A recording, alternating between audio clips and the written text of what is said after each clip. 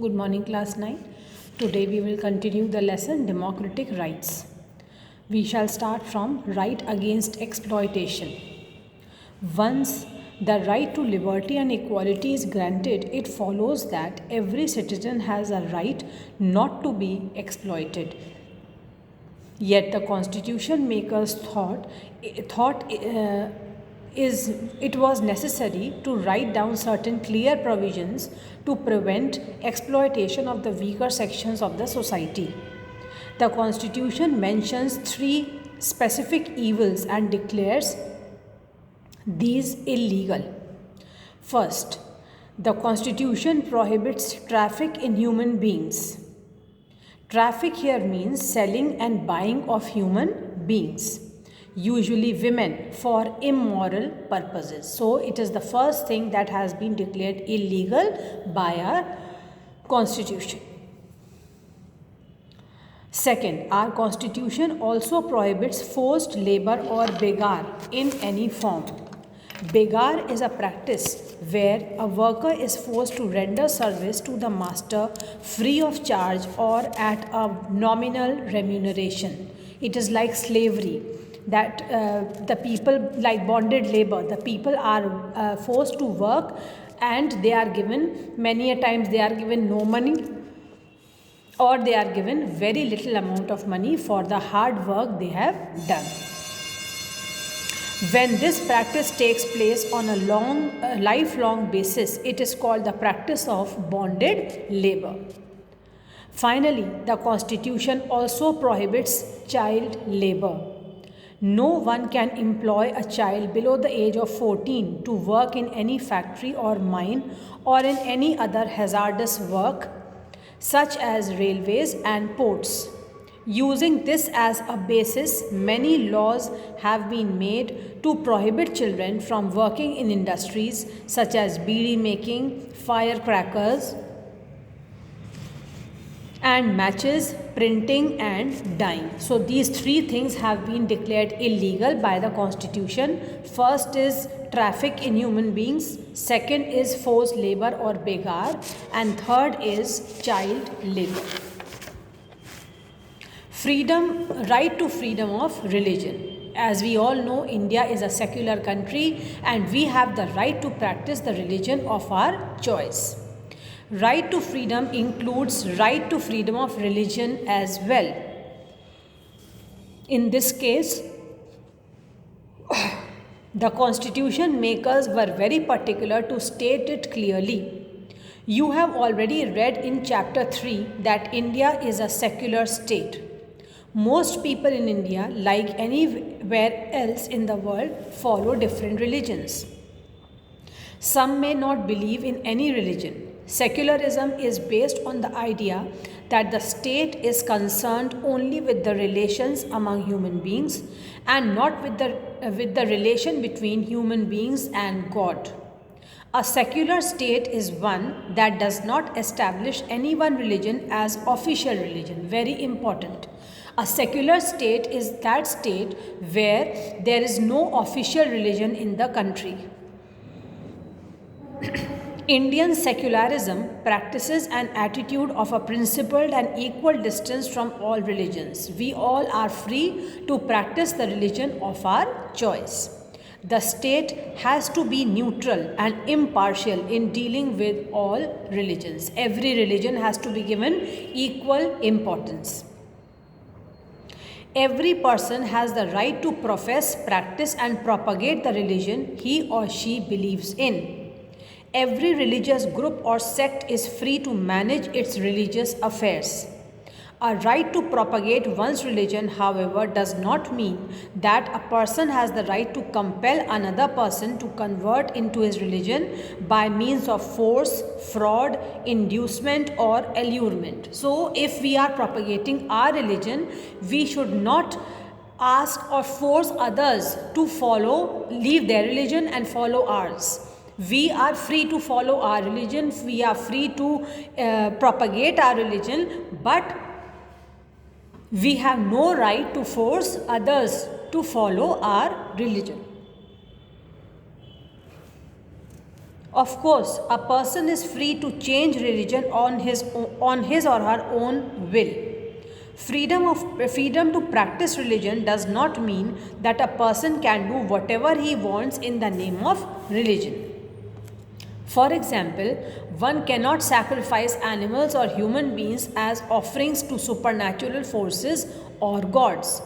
Religious practices which treat women as inferior or those that infringe women's freedom are not allowed. For example, one cannot force a widowed woman to shave head or wear white clothes. You must be knowing that earlier sati system prevailed in India. So such kind of inhuman practices have been abolished. A secular state is one that does not confer any privilege or favor on any particular religion. As I just said, all religions will be treated equally. No religion is high or low. Each individual has the freedom to practice his religion. Nor does it punish or discriminate against people on the basis of religion they follow. Thus, the government cannot compel any person to pay taxes for the promotion or maintenance of any particular religion or religious institution. There shall be no religious instruction in the government educational institutions. In educational institutions managed by private bodies, no person shall be compelled to take part in any religious instruction or to attend any religious worship. This shows that India is a secular country and we respect each religion. Cultural and educational rights. You might wonder, why were the constitution makers were so particular in providing written guarantees of the rights of the minorities? Why are there no special guarantees for the majority? Well, for the simple reason that the working of democracy gives power to the majority. Majority is already having so many powers. It is the language, culture and religion of minorities that needs special protection. Otherwise, they may get neglected or undermined under the image of the language, religion or culture of the majority. Let us read this again. It is the language, culture and religion of minorities that needs special attention. Otherwise, they may get neglected and undermined under the impact of language, religion and culture of the majority. That means the language, religion and culture of the majority may overrule the minority sections of people. That is why they have been specially kept in mind. That is why the Constitution specifies the cultural and educational rights of the minorities. Any section of citizens with a distinct language or culture have a right to conserve it. Admission to any educational institution maintained by government or receiving government aid cannot be denied to any citizen on the ground of religion or language. All minorities have the right to establish and administer educational institutions of their choice. Here, minority does not mean only religious minority at the national level. In some places, people speaking a particular language are in minority. That means it is on linguistic basis. People speaking different language are in a minority. For example, Telugu speaking people form a majority in Andhra Pradesh, but they are a minority in the neighboring states of Karnataka. Sikhs constitute a majority in Punjab, but they are in minority in Rajasthan, Haryana and Delhi. So, such kind of freedoms are given as educational and cultural and educational rights to the people. First was that any section of citizen can conserve his or her culture and language. Secondly, admission to any educational institution, whether it was government aided or private, nobody can be denied admission to such institutions on the basis of religion or language. Thirdly, all minorities have the right to establish and administer educational institutions of their choice. Now next is, how can we secure these rights? Another important question is, if any right is violated, then how can we secure these rights? If rights are like guarantees, they are of no use if there is no one to honor them. The fundamental rights in the Constitution are important because they are enforceable, they can be enforced. We have the right to seek enforcement of the above mentioned rights. This is called right to constitutional remedies. So how can we enforce our rights? Through right to constitutional remedies. This itself is a fundamental right. This right makes other rights effective. This line is very important. Why is the right to constitutional remedies so important? Because it makes our other rights effective. It is possible that sometimes our rights may be violated by fellow citizens, private bodies, or by government. When any of our rights are violated, we can seek remedy through courts. If it is a fundamental right, we can directly approach the Supreme Court or High Court of the state. That is why Dr. Ambedkar called the right to constitutional remedies the heart and soul of our constitution, because it is through this right that other rights have their effectiveness. They become effective. Fundamental rights are guaranteed against the actions of legislatures, executive, and any other authorities instituted by the government. There can be no law or action that violates the fundamental rights. Nobody can violate the fundamental rights. If any act of the legislature or executive takes away or limits any of the fundamental rights, it will be invalid. We can challenge such laws of the central and the state governments, the policies and actions of the government, or the governmental organizations like nationalized banks or electricity boards. Courts also enforce the fundamental rights against private individuals and bodies. The Supreme Court and High Courts have the power to issue directions, orders, or writs for the enforcement of fundamental rights. That means nobody can violate our rights, nobody can take away our rights, they have to be enforced. If we see that our rights have been violated, we can approach to the courts. They can also award compensation to the victims and punishment to the violators. We have already seen in chapter 5 that the judiciary in our country is independent of the government and the parliament. Independent judiciary is a very special feature of Indian judiciary. We also noted that our judiciary is very powerful and can do whatever is needed to protect the rights of the citizens. In case of any violation of a fundamental right, the aggrieved person can go to the court for remedy. As I just said, if we see that our fundamental right has been violated, we can go to the court of law. But now any person can go to the court against the violation of the fundamental right if it is of social or public interest. It is called public interest litigation. Very important. PIL.